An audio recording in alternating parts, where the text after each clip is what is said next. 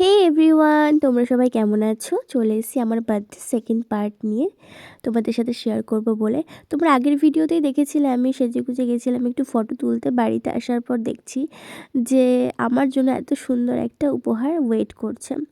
আমি আমার সোনা বাচ্চাটার কাছে চেয়েছিলাম যে আমার বার্থডেতে তুমি আমাকে একটা সুন্দর হাতে একটা কার্ড বানিয়ে দেবে। আর আমি ভাবিনি ও আমার জন্য সত্যি সত্যিই বানাবে। জীবনে প্রথমবার মনে হয় ও আমার জন্য, মানে আমার জন্য কি, ও হয়তো এই প্রথমবার কারোর জন্য এত সুন্দর একটা কার্ড বানিয়েছে।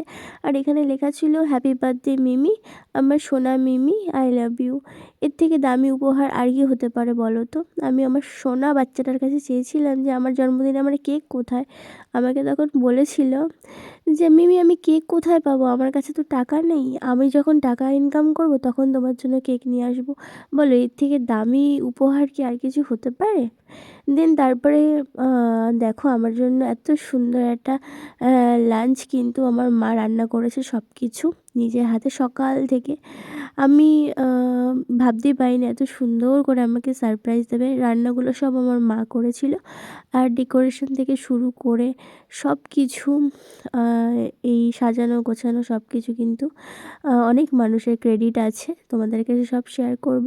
এখানে আমার দিদিও অনেক কিছু সুন্দর করে সাজিয়ে দিয়েছিল, সাথে কিন্তু নেহাও ছিল, আর এই মানুষটা তো অবশ্যই ছিল। খুব সুন্দর করে সাজিয়ে দিয়েছিল আর আমি বেশ সারপ্রাইজ হয়েছিলাম। আর রান্নাগুলো খুব ভালো হয়েছিল, আমার মা নিজে হাতে করেছে বলে কথা। যাই হোক আমি খুব মানে খুব লাকি যে আমি আমার আর চারিপাশে এত ভালো ভালো ভালোবাসার মানুষগুলোকে পেয়েছি।